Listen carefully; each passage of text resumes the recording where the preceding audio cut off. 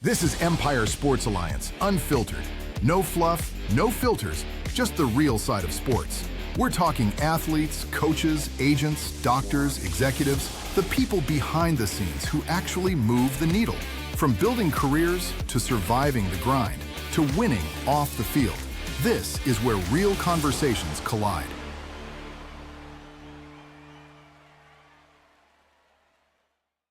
All right, everyone. Welcome to another episode of Empire Sports Alliance Unfiltered.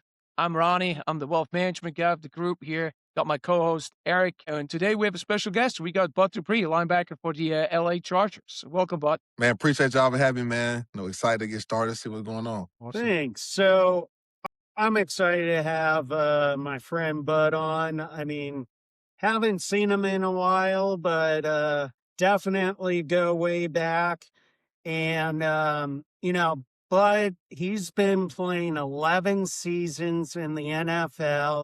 He's had over 150 games, over 315 career tackles, over 200 solo tackles, about 13 forced fumbles, 2 interceptions, and 5 fumble recoveries. So, I mean, man, congrats on a great career so far, and you're still going. I mean, it's amazing. It's awesome to watch you. Oh, for sure, man. Appreciate it. You know what they say, man. You gotta just play as long as you can, and then when you can't play, still try again. Eric, real quick, though, I just got to make sure none of those came against the Jets, right? They all did. Yeah. Because the Jets really never show up anyways. Okay. They always show up. Nah, man. I think the Jets, man, y'all are always a team that your fans, they're super diehard. It remind me of it just remind me of the Jets and Philly kind of remind me, like Eagles and the Jets kind of remind me of the same type teams. Yeah. Like they kind of give you like a real city fan base, still like a rugged team, rugged cities, but Yeah. they just got, and hopefully y'all start pushing through like the Eagles doing. The nicest people you ever meet, Philadelphia and Jersey or New York in general, right? I know. I wouldn't go that far with you. But yeah, I didn't mean to interrupt there. Go ahead. Who was your team growing up as a kid? Who'd you always want to play for? The Falcons. Yeah. All the time, yeah. Seeing Michael Vick, seeing Warwick Dunn, man, Julio was always one of them. Roddy White, man, those guys like just really sit there and make you as a kid in Georgia like really growing up to those people and seeing them. It's always been like especially mesmerizing to see Vick and actually play with Vick. So when you played for them in 23, you were already with the Steelers for a number of years in Tennessee. Was it what you expected, or, I mean, how was it comparing one team to another team, or an organization, I should say? Yeah, I feel like every team and every organization have like their different ways they do business, which is also often why is their way they do business, because it's they don't want to duplicate anything anybody else is doing because they want to make their own way. So I would say like, obviously when you get there, you will see that right away. The things that you're probably used to at one organization is not going to be the same at the other one. You got to just establish your routine over and over again, but still finding the similar things that you had at one spot at the other spot. It may not be done the exact same way, but you still can find a way to get the things that you want done in a different organization, probably just in a different manner. And then some people, some teams and some organizations have different beliefs than others. You get those, make sure that you get those in line as well. Nice. Excellent. All right. So let's go back to the beginning. How'd you get into football? Was it the only sport you played, or you just excelled at it? Yeah, so I started playing football when I was like 6 years old, man. My first time, 6, 7, 8. We had youth league. We got age group 6, 7, 8. Yeah, 6 years old. So 6, 7, 8 years old play on one team. And then 9 and 10 play on one team, 11 and 12 play on one team. So that's how our youth league is kind of set up. Right now it's kind of like 8U, 9U, 10U, 11U, 12U. They do a lot of that right now, which is they trying to break it down more so by a certain age and each time. So yeah, man, I started at 6 years old, haven't stopped playing since. It's always a great opportunity, every time I step on that field to just remember it's a game that I started off wanting to play as a kid. And it's been fun since then. When you were playing in high school, I know you were a down lineman, right? You was a defensive end. when you came into college, right? You played defensive end in high school? Yep, defensive end and receiver in high school, man. I got recruited at majority for defensive end, and I actually like the offensive is better. So thinking that I wanted to be a receiver, be a tight end when I got to the league, and obviously not getting as many opportunities on the offensive side of the ball compared to the defensive side of the ball. So it all panned out and worked for it too. But you always go back and look at, dang, what if I would have played tight end during too? It's you always have a thought in the back of your mind. How hard of a transition was it from college to pro though? Man, I'll be real. Like with me, I feel like a lot of things, I played so many positions in college that I wasn't really tuned in on one position prior to coming to the league.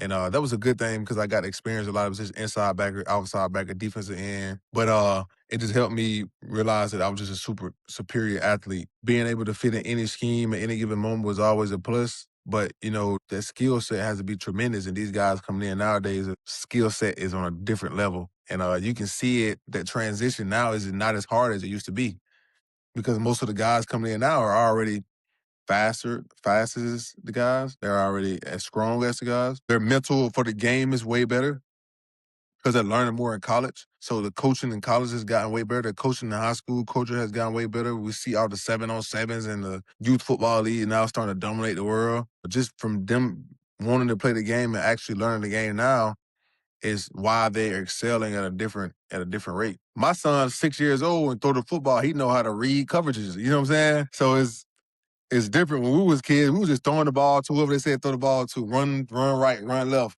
Beat the man in front of you. Just be bigger, faster, and stronger. But now, man, it's technical at an early age and it's paying off, and that's why they're So, getting NIL deals.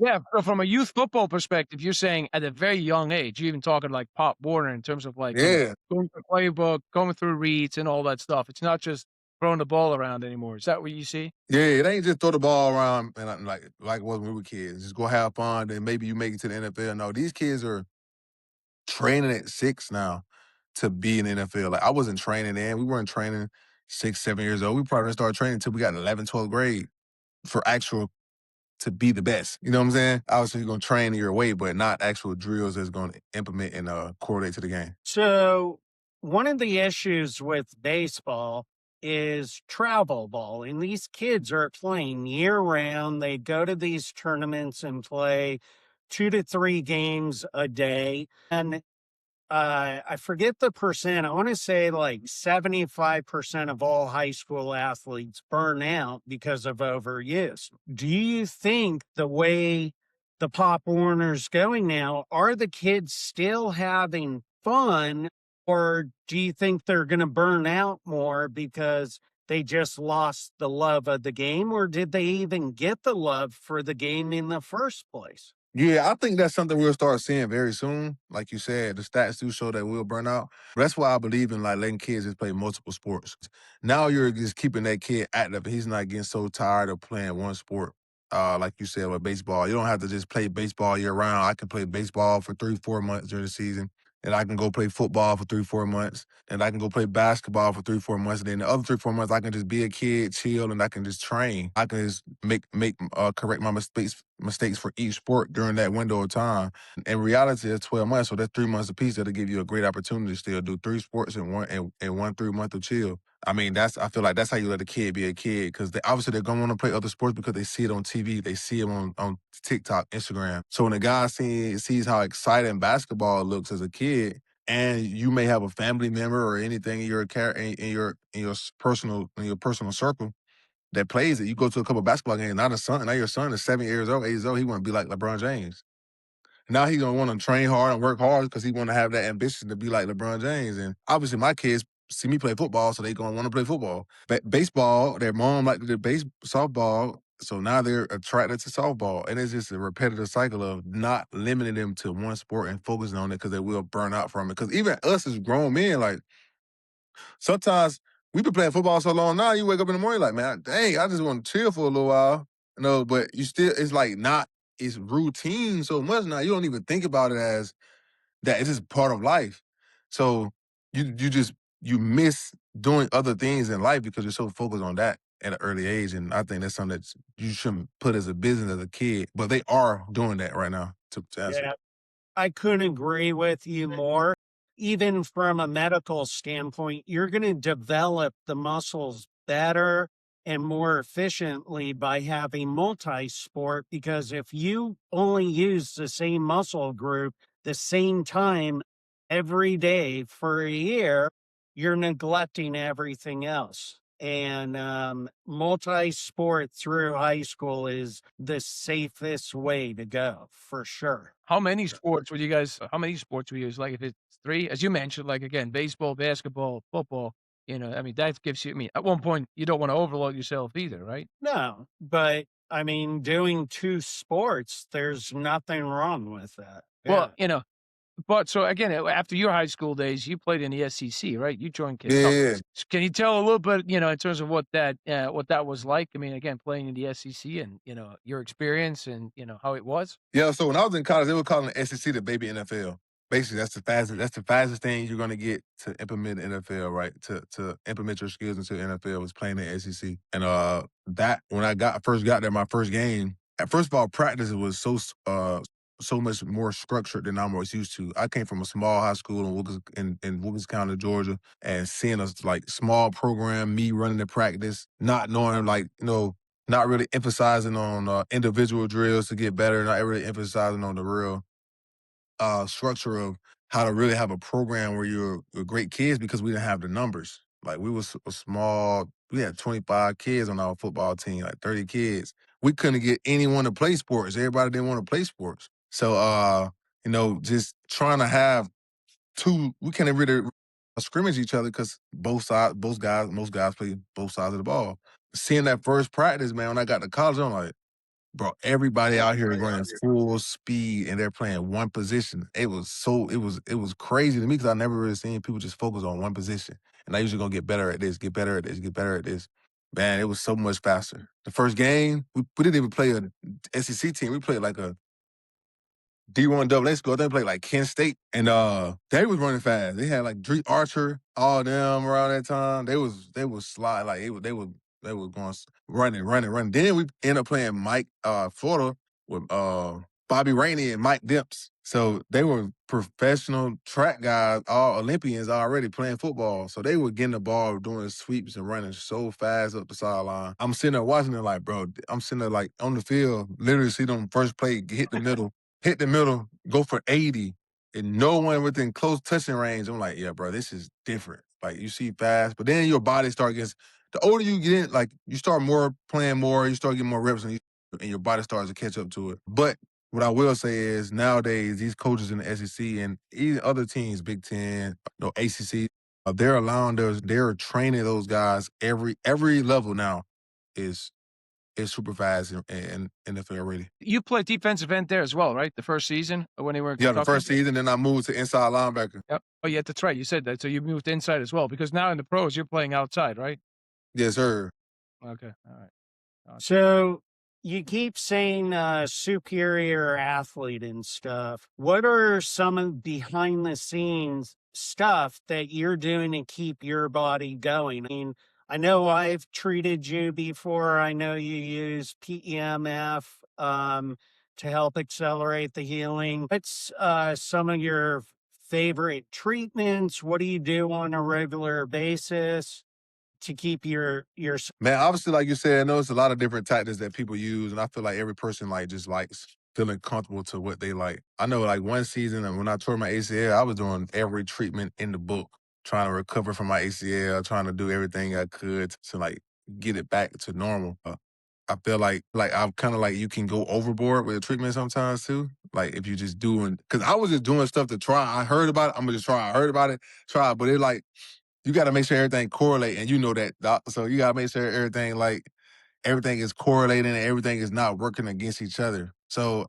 I felt like if anything that I heard about body treatment at 1 year, for like 2 years in a row, I was just doing it. But what I found out that this really works for me, and I knew this early on even before my injury, was I love getting massages. One directly after the game to get the lactic acid out and give you a body flush. I love one in the middle of the week. That's kind of like my reset. And I love a stimulating massage like a Friday or Saturday morning before the game.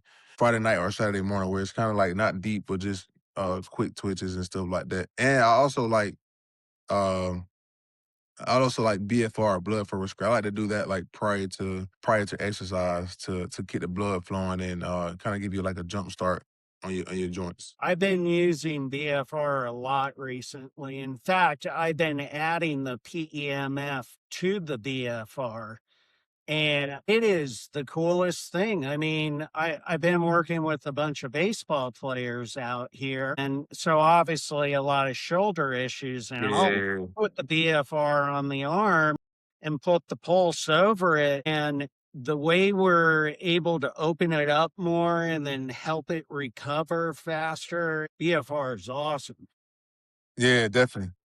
And just for Definitely. the audience, guys, the BFR, can you So explain? BFR is blood flow restriction, where you're tricking the body on reducing the amount of blood flow to the extremity and decreasing the oxygen in the body. Actually, you get into the burn formation like when you work out, but you stay in the burn for anywhere from 7 to 10 minutes.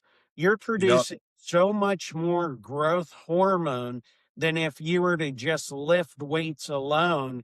It is so much more effective and you're not hurting your joints. I mean, you could use TRX cables and do stuff. You could do bands. You could just do squats. You could do whatever. Hey, it make it feel hard. It make it feel like a real workout fast. But I It mean, it's hurts. good though. Especially for me, I like it for my knees. I like to feel my knees like right prior, even like in the middle of the day. Like it Yeah. just push a little blood to it, make the blood come back some new blood, build some new blood. It just feel like it refresh the joints for you too. And you can do it like you said, the shoulders, the knees, anything. If it can wrap around it, you can get it. So Yeah. I Yeah. like it for sure. So working with the baseball, obviously it's a lot smaller team, amount of guys on a team, but guys are only as good as the training staff is.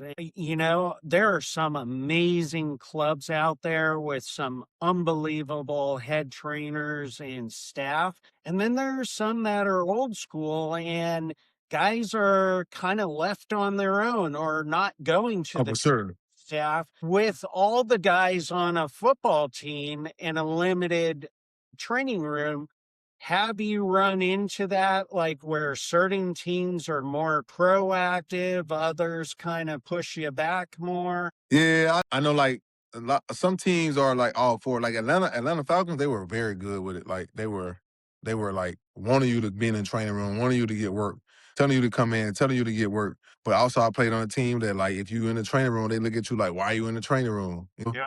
So I mean that's it's both. I've seen both sides of it. And also, you get to LA, the office of the Chargers, they got a new facility, so they want you in there as well. Also, the more stuff they have too, the better it is for the players. So Well, like, it can be different, right? In terms of between the teams that you played for. You played for 4 total teams, right? Okay. So it can be different. It could vary in terms of the approach, et cetera, depending on, again, the mindset of the, individual or, excuse me, the institution. of course, a purpose, just like you just said. And then like some teams, like you said, some teams take pride in their training room, so they're gonna go get all the new latest things, everything new. Like the Chargers pretty much got everything you need in there. Like the Falcons got everything too. Like, and I feel like Tennessee didn't have as much, but the Steelers, they try to get everything as well. They try to stay up to date. I think it's more so of like who's in charge of is. Does the trainer have an old school mentality? Does the coach want to have an old school mentality? Like, what do they want to prove to be in there and things like that? But so I mean, I guess whoever the head trainer is, you gonna get as good as your head trainer is. That's what you're gonna get in that training room. So it be smooth. I think that's the same thing in baseball, right, Eric? Has that Yeah, been your experience as well? absolutely. Yeah. Yeah. Same with Yeah. basketball, NBA. Exactly. So But so the upcoming draft, right? Again, we're talking about your time in, Kentucky, and obviously that was quite an experience playing in the SEC. So, I mean, you were a first round pick. Yep. So, what was that like in going up, getting, like again, the combine, the draft in itself, et cetera?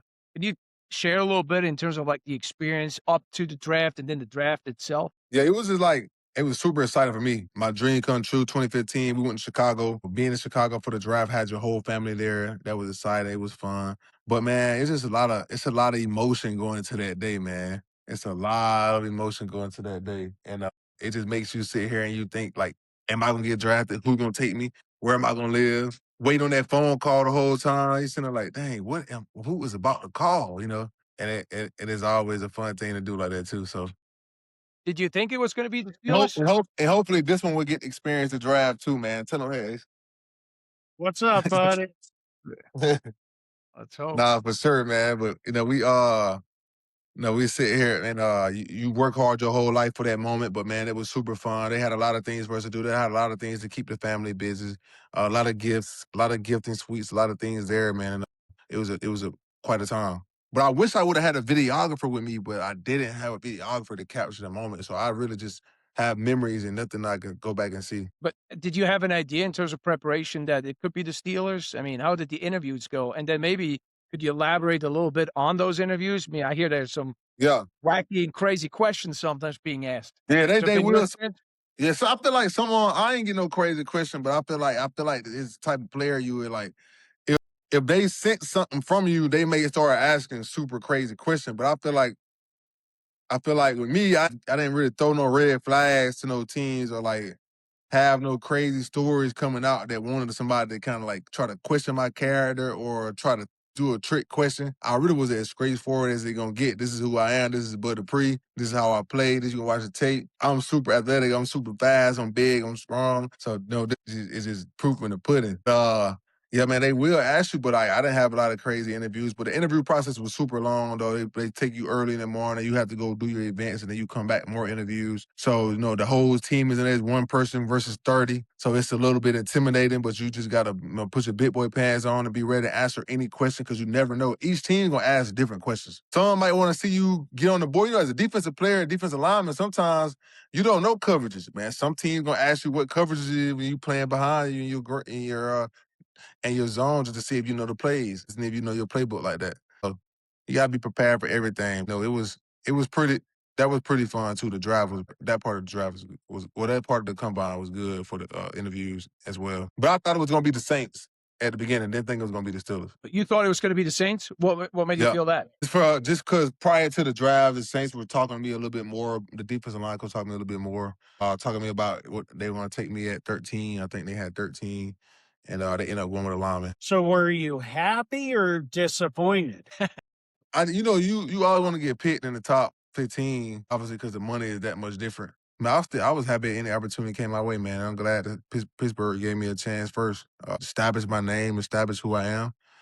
I had my best careers in Pittsburgh. It was a fun time with that group of guys that were there, man. That was a special group of unit, emotionally attached people. That was perfect. How many of Real quick those of what you just mentioned, depending sandwiches with French fries in it did you eat there? You know Oh, that? the Permane, bro. Man, I ate one of them, man. It ain't even good for real. I ate one. I agree. It ain't as good as that nigga saying. Yeah. So you're saying again, the business aspect starts fairly early, right? I'm on the Yes. wealth side, so I do, finance. I'm on the business side of things, working with athletes, et cetera. So when you say, hey, you're sitting there from 1 to 15 as a player, the business has already started way before. I mean, we could talk about NIL in a second, but again, the fact that you're being picked at 22nd versus 15 has an impact in terms from a business perspective, right? 100%. Deal money that you're gonna get at signing, listen, guarantees, everything, investment, marketing. So marketing guys only want to work with the top 15 guys. The bottom 15, like you just gonna have to go right out and prove yourself. You basically going second round. So that top 15, they come in with clout, they come in with the endorsement deals, all the apparel deals, and what they rightfully deserve. You just want to be in that unit, in that group with those guys. And what does the league do in terms of from a help in terms of orientation, et cetera? Obviously, again, you're gonna get a check, once you sign, right, with the team, et Yeah. cetera. What was the preparation like that, like from a business perspective, right? Because immediately you're playing a game you love. You grew up playing football at 6 years old, right? You play high Yes. school, you play at the SEC, et cetera. For you, it's not just, the sport that you love, what you do, but it's also your work. I mean, that's your paycheck. That's your family, that's your legacy, et cetera. So how does that start? Yeah. How do you plan for that? So really, man, you gotta have a team that's already kind of like in your ear, let you know what's going on. You gotta have somebody who's knowledgeable about how to come in and how to make yourself a corporation, how to be a business. I really didn't have that from day one. to lead myself into really how to make myself the brand and make everything around me float, how to pick my agent, how to pick a financial advisor. Like you don't have those people, but like you got to be around those people who like, cause I was the first person to go to the NFL from where I'm from. So no one, or any major sport. So nobody has had the opportunity to come before me for me to get a vision on how to do it, or people just don't understand and think it's feasible to reach that point. You know what I'm saying? I got to come in and kind of like I learn my own, but now I'm the vessel and I'm the lead way for the next people, for the next generation, to be able to guide them. But like, man, yes, please do your homework. You know, make sure you're coming in with a little understanding. It's getting way better these days because guys are getting NIL deals, so they having to learn how to pick the right people earlier. And it's helping them when they get to the NFL, protecting their journey, and also making sure that they use themselves as a business to maximize out every opportunity that the NFL will give you, because it will give you a lot of opportunities.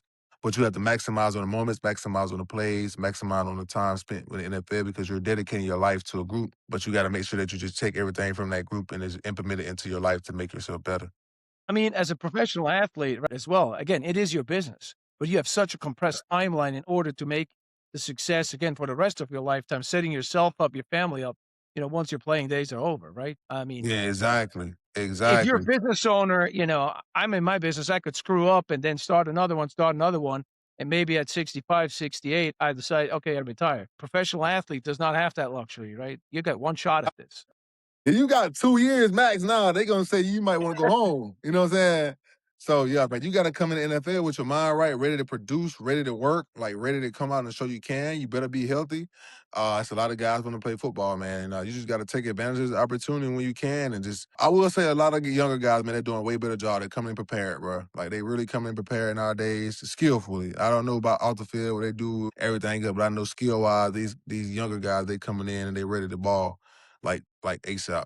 That comes from them being prepared from college. Like college is doing a great job because they getting at everybody wants to win the national championship now. So they're pushing those guys. They're working. They know any division can win now. It used to just be SEC, but not like now with the playoff bracket, any person can get in that. Any person can get in that playoff bracket and make a run for that national championship. And that's the end of the winning Lombardi Trophy in NFL, and then the winning national championship in NCAA. So they preparing those guys.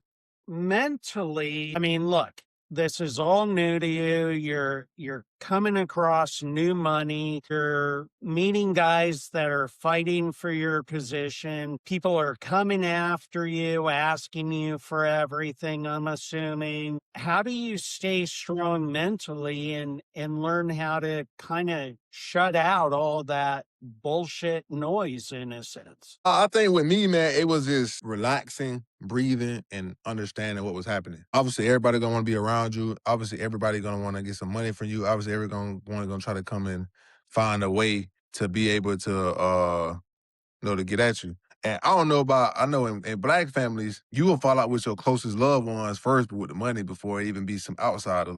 Your uncles will start asking you for buy them stuff, your aunties, your brothers, your cousins, like everyone will start asking you to buy them because they feel obligated. But then as soon as you tell them nah, it turns into a problem, and your family will fall out.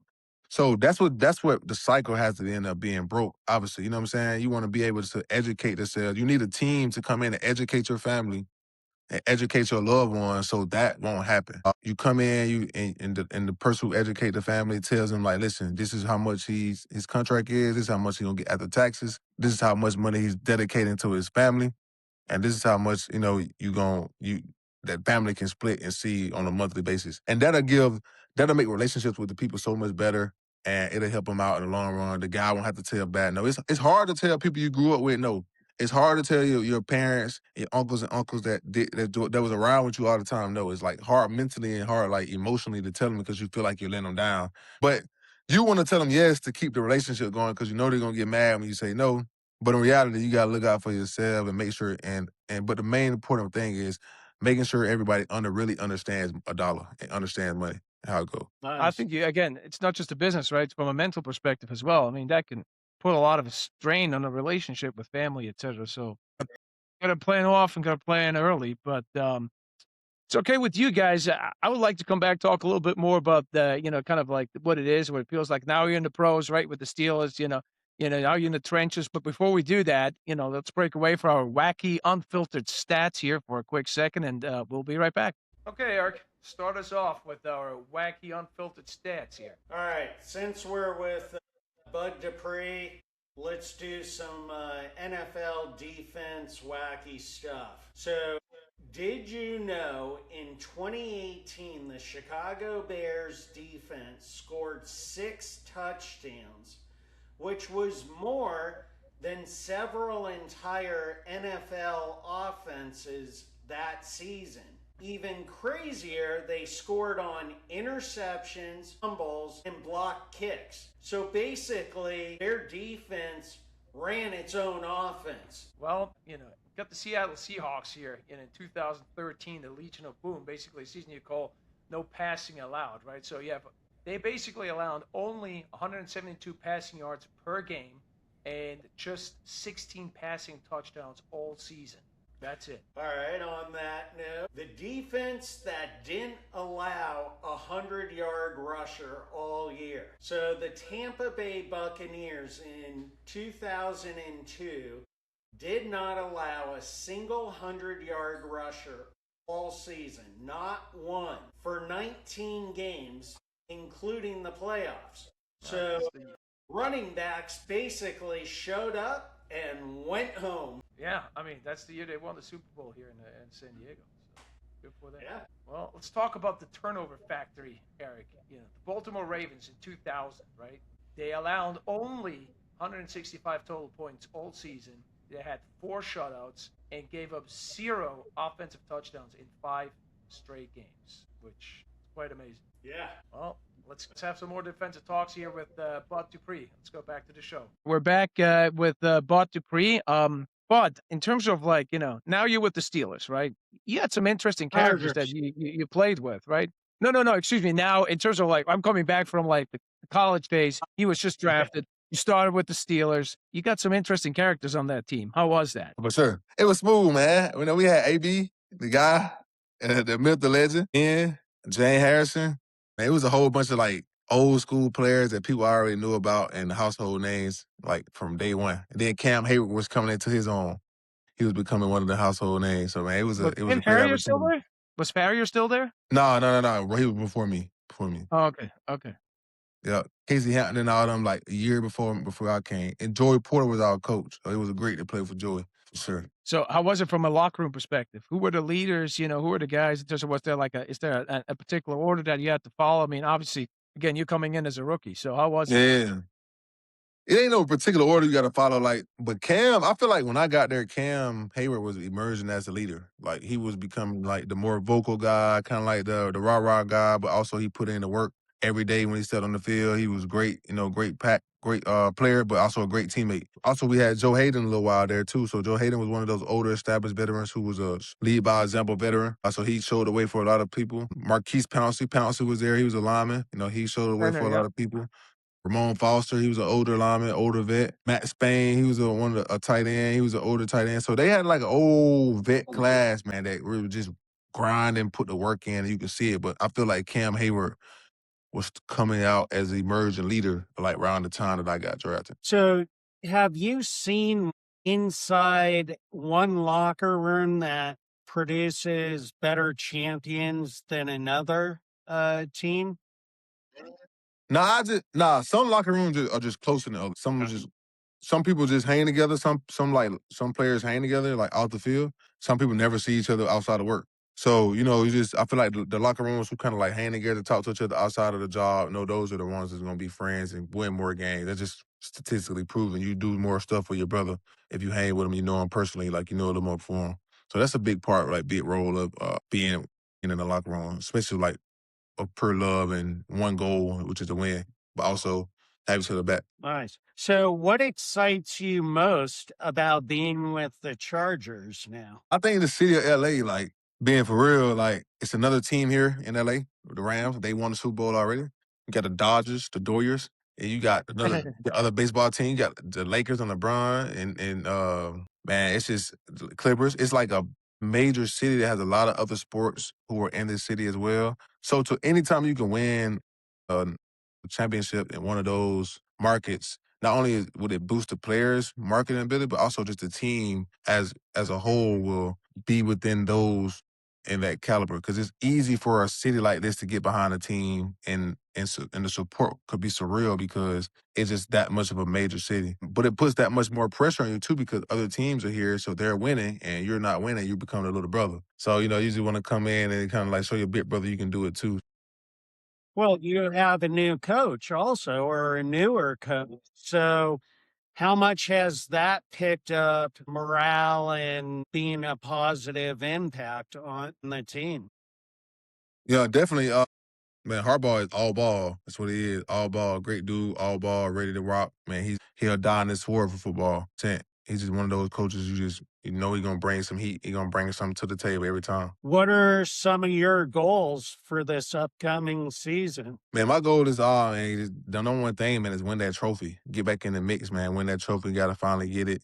It'll be a great opportunity to go out and get with a bang. Anytime you get to that big dance, man, it's tremendous feeling. So haven't been there yet. Been to the AFC Championship games a couple times, but no, it would be awesome to go and be in there. And how do you feel about the defensive identity of the Chargers? I mean, I saw you again. Khalil Mack is coming back for another season. One of my favorite Yep. players. In terms of you have some studs there on the linebacker side as well. So Tuli- how do you feel about the identity? Go ahead. Man, I think Tuliaupu too, the 45. I think it's just like this. I feel like Harbaugh just brought that hard-nosed defense over here. Him and Jesse Miller last year. Obviously, Chris O'Leary is a new coach right now. So, I mean, I just feel like the hard nose is here, and the players they have for it are here, and it's just one of those times where it's just, I feel like it's a time everything's going to line up this year. So you're very positive in terms of like this could be the year, just in terms of what you see from a locker room perspective, the team that you have around yourself, just to set up everything. Yep, every Okay. time. You can see All it. right, so you're making a prediction now. Oh, yeah, for sure. We can make a prediction right now. Yeah, for sure, man. I think We a got lot of him these on guys, tape, Eric. the That's work, tape. the work is going to be put in. The cake is going to get baked. You got to put the work in. That's the end of the thing. You got to make sure you go out there and grind every day and aim at that point and with intentions of it going there. All right, but wait. You said the dance. To me, the only dance is March Madness. So who are you Yeah, going to win this week? I got a lot of teams I like, but I don't really get emotional about the teams. I just like to see good basketball. Like, I don't like to see I just like to see good basketball. But obviously, UConn put on the show the other day. Yeah. So Well, I'm gonna be I'm playing. Last few actually seconds, yes. taking my daughter to it because she's at University of Arizona and I went to Arizona. So I'm going to say bear down. We need the Wildcats to take it this year. No, for sure. I understand that. That's how you should be. Back to real quick to the Chargers in terms of, but how do you feel about your offense? Obviously, again, you were in the playoffs last year, probably, not as, Yeah. as long wanted a quick exit, in terms of your quarterback situation. Obviously, you had a lot of injuries on the line too throughout the entire year. So how do you feel in terms of like, or maybe also with the upcoming draft, how do you feel? What are they going to address? Any insight you could share? Man, I just think they signed a couple offensive linemen in free agency, but I think man, to me, Justin Herbert is he's one of those great quarterbacks. He's a great leader. He throw the ball pretty good. Like, I just think it's time for him, man. It's time for him to go over the hump, and he's gonna make it happen. He carries the team day in and week out. He's making plays when people count him out. He's playing through banged up linemen. He's banged up. A lot of people coming in and out of rotation for him, and he's still handling as he should. And that's let me know that he's one of those guys who can continue to drive the franchise forward. And like it's only gonna happen, be a matter of time for it happens for him. Well, continue on with the quarterback discussion. You have a sack, last year against Aaron Rodgers, didn't you? Yeah, A-Rod for sure.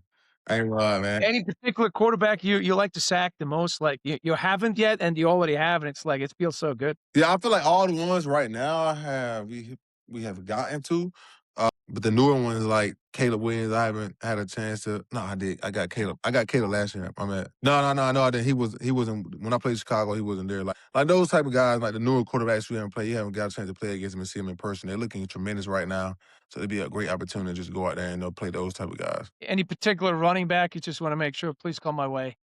I want to get a good hit on you. The newer ones, we played Gentry last year. Did you play the Giants last year? Cavs Scatterbo? Yeah, we played Scatterbo already, so that was a great opportunity to play Scatterbo. Yeah. Yeah, I feel like most of the ones we got to play. Well, we'll see from the draft this year, like the ones from the draft this year. Yeah. Yeah. Any particular stadiums that you do not like, or particular fan groups that you're like, nah? Yeah, The Raiders are horrible to play in front of. They die hard. When I was in Pittsburgh, the Baltimore Raven fans, Yeah. they cutthroat. The Eagles fans cutthroat too. That's what I'm saying. The Eagles fans are cutthroat. But I mean, that's Packers. it. The who? Packers. The Packers fans cutthroat too. But that's how you should be. That's how you should be for your teams though. Like that's exactly how I would want my fans to be. That's how Pittsburgh fans are. You gotta be die hard. You gotta be all in for your squad. The Jets fans, y'all like that too. Y'all just don't win no games. But like once y'all start winning, then y'all be all right. We're playing for the future here, Bud. It's a long-term plan here, but just Well, watch there's out. always next year. Well, Bud is going to have the opportunity to play the Jets next year. So, yeah. I would say good luck, but I'd be lying. So, Nah, but sure. but yeah. Any particular places that you love to play? I mean, you obviously have SoFi. Arizona. The great Arizona, really? The grass. I love the grass in Arizona. I like the grass. I really like the grass in They Arizona. have natural grass there. Yeah, It's but not I like the Raiders field too though. The Raiders field is nice. But it's just the fans that don't like. But the field is nice. Being in Vegas is nice too. Just playing in Vegas, seeing like it look playing right on the strip. It looked like a kind of movie. Look like a movie a little bit. So that's a nice opportunity to play too. Yeah, it's any given Sunday, right? Exactly. It's nice, man. So The Jaguars, nice field. It's good. you like Really? turf or grass better? I like grass better, but I like playing inside. So I mean, I'm like tomato. I like being inside inside stadium, weather control. You don't have to worry about anything.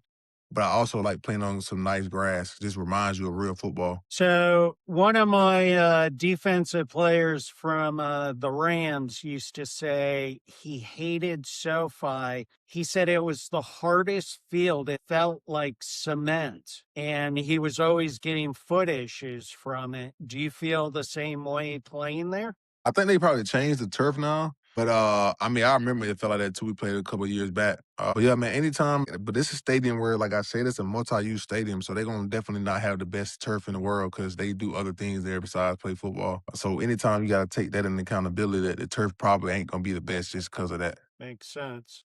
I got one more personal question here, but you mentioned fans a couple of times, and I'm very, I'm a very passionate fan about my New York Jets here. What is your take now living in Southern California? It's a conversation I have many times with many friends about having two favorite teams. What is your take on this? Who? If I'm as a fan come in and say, you know what, I love the Chargers, but I also really, like the Baltimore Raiders. Ravens too. No, you can't. No. I'm not going to go that far, but I'm just saying I have people that think it's okay to have a second team here, and I was just wondering what your personal take is as having experienced fans and passionate fans. I think it's highly inappropriate to have two teams. There you go. I Yeah, I appreciate think that. you can have different favorite players, but teams, you can't have two teams. You're not a fan. I couldn't agree more with you. I'm Yeah, glad you it's agree. highly inappropriate. Highly inappropriate. Well, good. Eric, I know you got, I think you got some questions for Bud here Yeah. as well, right? So at the end, we're doing what's called the walk-off 10. So I'm going to ask you 10 questions, either true to false or one-word questions. All right? Okay. All right. So number one, true or false? Film study is harder than the actual game. Yeah, it's hard to really start like really learning like what the team is gonna do by, but you gotta watch it over and over, over and over, over and over. One word, sack or forced fumble. Okay. True or false? You remember your first NFL sack perfectly. Yes, true. Who was it against? Sorry. Tom Question. Brady. Really? Tom Brady. All right. That's a good one. One word. What's the loudest stadium? Seahawks. Yeah. Favorite pass rush move? Stab club, long arm stab club. Okay. True or false? Practice is harder than Sunday. Yeah, I make it harder. We usually make it harder. Like the players make it harder than Sunday. Okay. True or false? You've ever celebrated before the play was officially over? True. What happened? True. You might be rushing the passer and you hit the quarterback and you know he threw the ball in the air. You just start celebrating because you know it's gonna be a pick or something like that. Or you see the ball or even you see the ball in the air super high and you know what coverage is on the back end, and you know he's throwing it right into a trap. So like you just start celebrating right away for that. All right. What's your favorite post-game meal? My favorite post-game meal is a smash burger. Yeah. I love smash burgers. All right. Last one, true or false? Defensive players talk more trash than offensive players. True. 100% true. We all do. I want to add a question to that, but now you just brought up one of my favorite topics, Eric, trash talking. I have a hockey background, so are you a big trash talker? Oh, for sure. Yeah. Yeah, you a great trash talker then. Well, yeah, I mean, it's a little different game, but I mean, you guys, you got it going on in terms of like even before the game starts, right? It's the same thing. You meet at like in the middle of the field, kind of like you Yep. start yakking, right? The whole time. Yeah, if we come out of the locker room, we don't really like you, we're gonna talk about you. Yeah. Okay. Definitely. Good. All right. Awesome. Good to know. Well, but I appreciate your time very much. This has been great. Thank you. Thank you. Nah, man, appreciate y'all. Yeah, it was great catching up. Wish you the best success this coming season, and I hope you get that trophy in the ring. Nah, we'll make it happen, man. Thank y'all. Appreciate it. Best of luck this season. All right. Thank you.